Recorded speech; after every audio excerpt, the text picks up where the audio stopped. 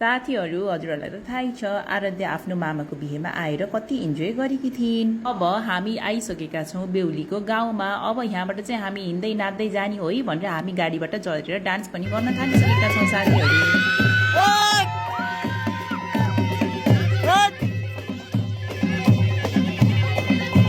यता आराध्या भने मामाको डान्स देखेर मजाले ताली बजाइरहेकी थिइन्। मामा कस्तो राम्रो नाच्नु भएको भनेर जिस्काउँदै थिइन्। फाइनली हामी भने बेहुलीको घरभित्र इन्ट्री गरिसकेका छौँ साथीहरू। हाम्रो बेहुली आइसक्नु भएको छ। कति राम्री हुनुहुन्छ हाम्रो बेहुली। यता स्वयंवर हुँदैछ बेहुला बेहुलीको।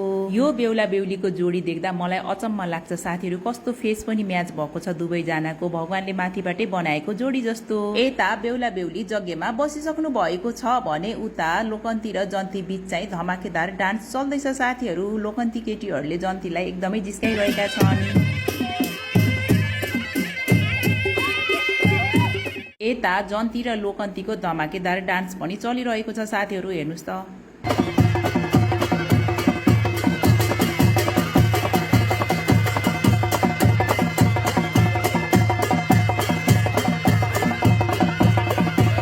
रमाइलो गर्दा गर्दै यता सिन्दुर हाल्ने समय पनि भयो साथीहरू। मेरो भाइ सत्यमले बुहारीको सिउँदोमा 7 जुनीसम्म कहिले साथ छोड्ने छैन भनेर सिन्दुर भरिदिएका छन्।